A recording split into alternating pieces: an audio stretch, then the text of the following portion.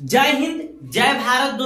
दोस्तों आज के इस वीडियो में हम सरकारिया आयोग के बारे में जानेंगे कि सरकारिया आयोग क्या है, इसका गठन कब हुआ और गठन करने के पीछे का रीजन क्या है और ये सरकार से यह आयोग क्या क्या सिफारिशें की थी, ये सबके बारे में इस वीडियो में हम जानेंगे। तो चलिए दोस्तों वीडियो को स्टार्ट करते हैं।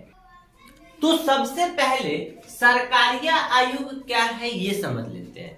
1983 ईस्वी में रणजीत सिंह सरकारिया, ये एक सुप्रीम कोर्ट के रिटायर्ड जज हैं जिन्होंने 1983 ईस्वी में इनकी अध्यक्षता में एक आयोग का गठन किया जिसे सरकारिया आयोग कहा जाता है। इन्हीं के नाम पर इस आयोग का नाम रखा गया।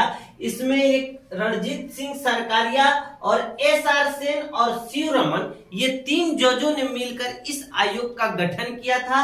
1983 में राष्ट्रपति के पास 1987 में ये रिपोर्ट दिया गया और 1988 में ये प्रकाशित हुआ।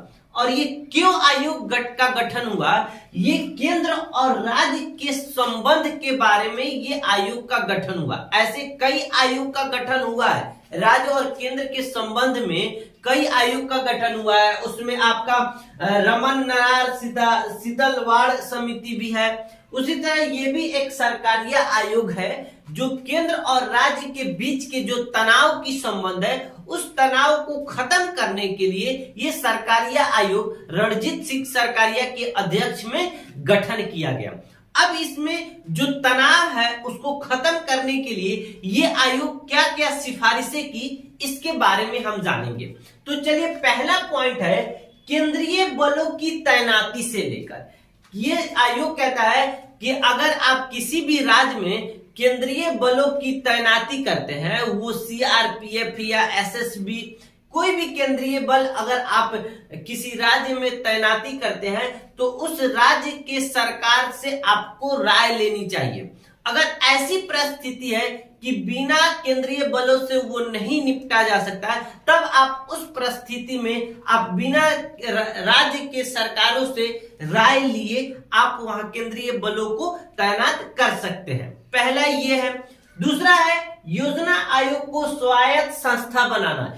योजना आयोग को स्वायत्त संस्था क्या होती है, जैसे चुनाव आयोग जो है वो अपना जो डिसीजन है वो खुद लेती है, किसी पे डिपेंडेंट नहीं है या किसी के डिसीजन को मानना नहीं है, किसी को ऑर्डर को मानना नहीं है, अपना डिसीजन खुद लेना है, यानी उसे अपना अधिकार खुद होना चाहिए। जैसे किसी भी राज्य में जब चुनाव होती है तो कोई भी बल को वो किसी भी राज्य में तैनाती कर दे देता है और शांतिपूर्ण चुनाव होता है। जैसे सुप्रीम कोर्ट है उसको अपना अधिकार है, सेम उसी तरह सोवियत को यानी योजना आयोग को स्वायत्त संस्था बनाना चाहिए, जिसका नाम अब चेंज करके नीति आयोग रखा गया है।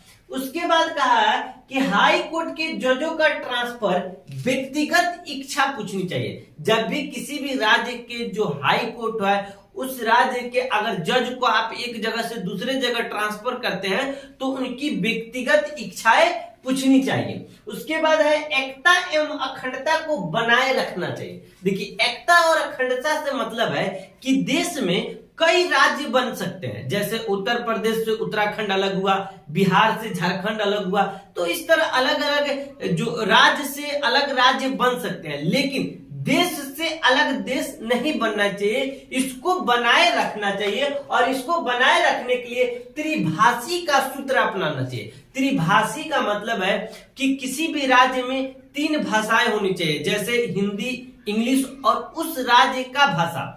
जैसे आप देखते होंगे किसी, जैसे मान लीजिए पंजाब में तो एक हिंदी, एक इंग्लिश और जो तीसरा है वो पंजाबी। तो इस तरह किसी भी राज्य को किसी भी राज्य में जो भाषा हो वो त्रिभाषी होना चाहिए। 3 तरह की ये भाषाएं होनी चाहिए, हिंदी, इंग्लिश और उस राज्य की भाषाएं, उस इलाके की भाषाएं, जिससे एकता एवं अखंडता को बनाए रखा जा सके। उसके बाद राज्यपाल की नियुक्ति और बर्खास्त, सबसे बड़ी मुद्दा यही है, राज्यपाल की नियुक्ति और इसकी बर्खास्त। इससे लेकर आए दिन क्या होता है, मतभेद होते रहते हैं, क्योंकि किसी भी राज्य के राज्यपाल की जो नियुक्ति होती है वो राष्ट्रपति के द्वारा होती है। राष्ट्रपति ही किसी भी राज्य में राज्यपाल की नियुक्ति करते हैं और ये जो होता है उस राज्य के मुख्यमंत्री को भी पता नहीं रहता है कि किसे राज्यपाल बनाया जाएगा, उन्हें भी एक सरप्राइज लगता है। तो ये कहा कि कोई भी राज्यपाल की अगर नियुक्ति होती है तो उस राज्य के सीएम से राय लेनी चाहिए, सुझाव लेनी चाहिए या सलाह लेनी चाहिए कि इससे राज्यपाल बनाया जा रहा है। अब इसकी बर्खास्त की बात आई तो बर्खास्त की जो है संविधान ने इन्हें 5 साल के लिए अधिकार दिया है कि आप 5 साल राज्यपाल बने रहेंगे, लेकिन उसके बीच में भी राष्ट्रपति इनको हटा देते हैं। तो इस तरह अगर किसी भी राज्यपाल को अगर हटाना है तो एक लिखित आपको कारण बताना होगा कि इस वजह से आप राष्ट्रपति को हटा रहे हैं। तो ये राज्यपाल की नियुक्ति और बर्खास्त के बारे में ये सरकारिया आयोग ने ये सरकार से सिफारिश की थी। नेक्स्ट है टैक्स में राज्यों का भी भाग होना चाहिए। जो भी केंद्र जो टैक्स लगाती है, इनकम टैक्स हो गया या निगम कर हो गया या केंद्र उत्पादक जो शुल्क होता है, इन सभी शुल्कों पर केंद्र की जो शुल्क है, जो टैक्स है, उसमें राज्य का भी कुछ ना कुछ भाग होना चाहिए। उसके बाद समवर्ती सूची के विषय पर कानून राज्य का भी राय लेना चाहिए। जो भी 52 समवर्ती सूची का जो कानून है, समवर्ती सूची में जो 52 विषय रखा गया है, उसमें आपको संचार, टेलीकॉम, बिजली, श्रम, ड्रग्स, ये जितने भी 52 सब्जेक्ट है, विषय हैं, इन सभी विषयों पर अगर केंद्र को कानून बनानी है तो उस कानून को बनाते समय राज्य से भी विचार लेना चाहिए, राय लेना चाहिए। अब आता है राज्य के मांगों पर विचार करना चाहिए। जब भी राज्य केंद्र से कोई फंड मांगती है या कोई धन मांगती है तो उस पर केंद्र को भी विचार करना चाहिए कि ये राज्य इतने धन मांग रहा है या इतने पैसे मांग रहा है, तो वाकई में ये चीज है कि नहीं, किस लिए मांग रहा है, क्यों मांग रहा है, इस सभी चीजों पर केंद्र को भी विचार करनी चाहिए जब भी राज्य कोई धन मांगे तब।